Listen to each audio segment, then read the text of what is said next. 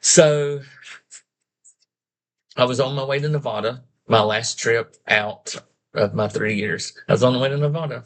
I was somewhere like, not in Texas, I was upstate, probably like Oklahoma, something like that, Indiana, to somewhere between Indiana and Nevada.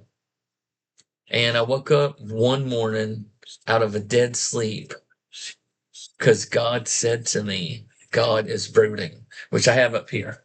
I don't know if it's turned backwards on the camera, but I'll read it. God is brooding.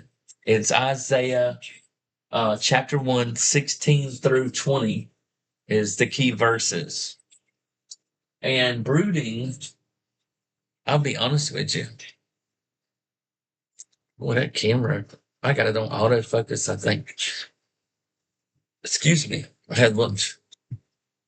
Um, Brooding is not what I thought it meant, according to what God was speaking.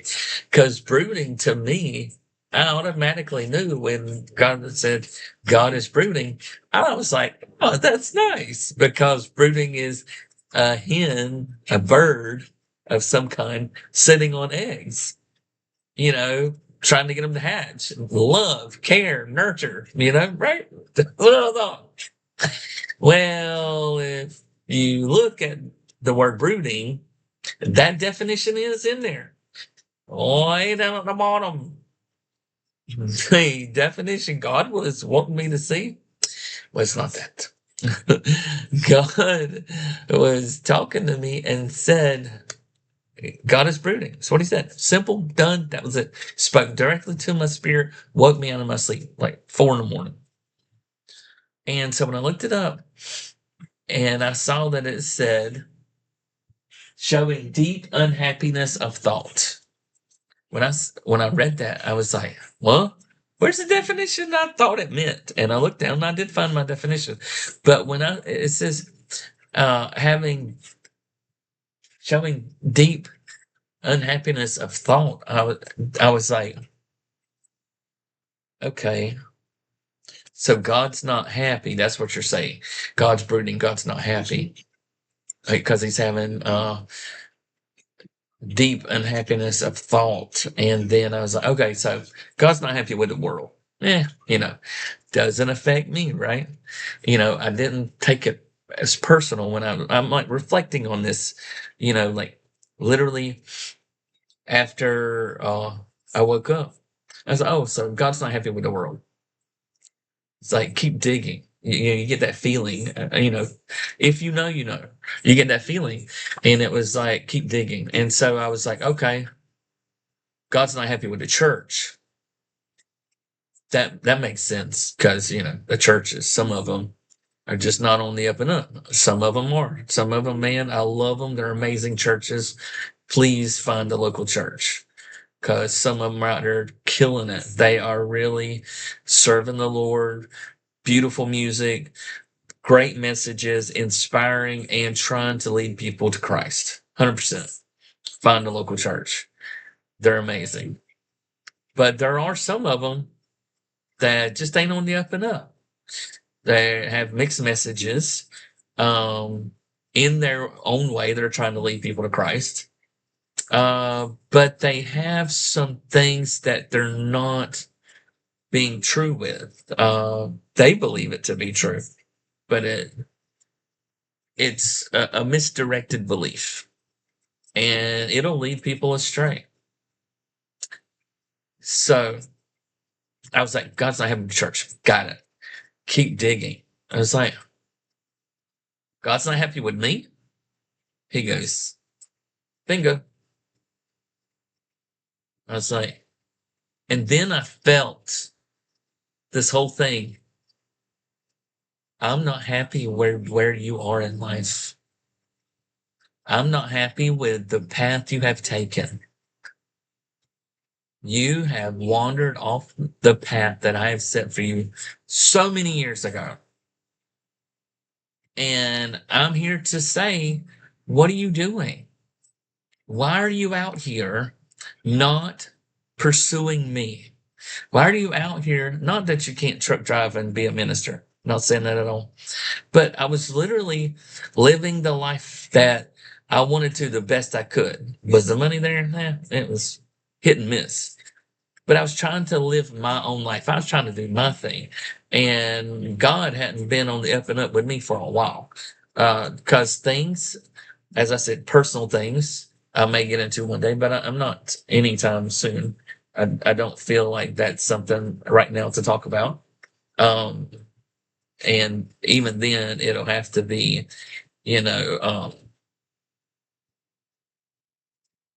not a revealing conversation because I'm not that kind of person. So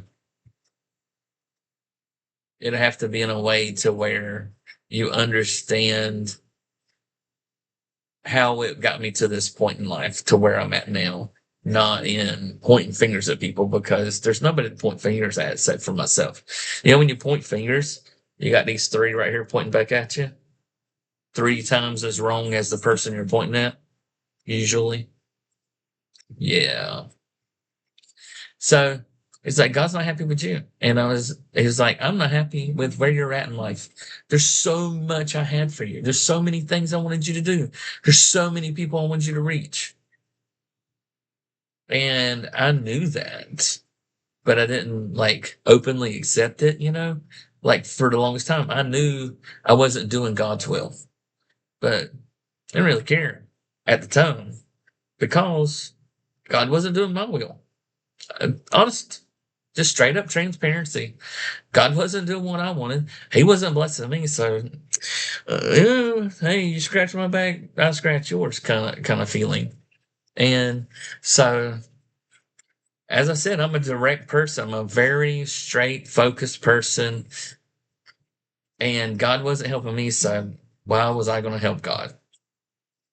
But then, when I realized it, and I got to thinking about it, if I'd have been in the ministry this entire time, the messages that I could have preached to the lost, to the misdirected, the souls I could have helped God to save, I could have got them to come to the altar and God could have saved them that may have possibly died between then and now and may have possibly died unsaved and may have possibly went to hell. To think about that, I would 100% say that's the worst sin I ever committed is not accepting the calling of God. When personal things happened, I was not a strong enough person at the time, and I ran. I said, I'm not doing this. I will not subject myself to being torn down anymore. And I said, no, it's not happening.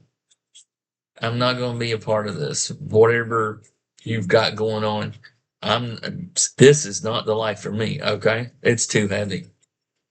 Just ain't doing it. So I tried to live my own life. So I wandered. When God shows up on the way to Nevada, like the story of the one and the 99. And if you haven't read it, it's a great story in the Bible that Jesus talked as a parable of Jesus's. And he was like, how the shepherd, looked his sheep over and there was one missing. And he left the 99 to go find the one. And I believe that 100% that God's that kind of God. That God's so awesome that if you go astray, and God's omnipresent, so it's not like he literally leaves the 99, but the parable is of a shepherd who said, these are good, they're in the pen, I'm going to go find the one that got away. And that's what God does to all of us, for all of us, all the time. If you've ever run from God and you've turned back to the Lord, you're one of the 1 in 99.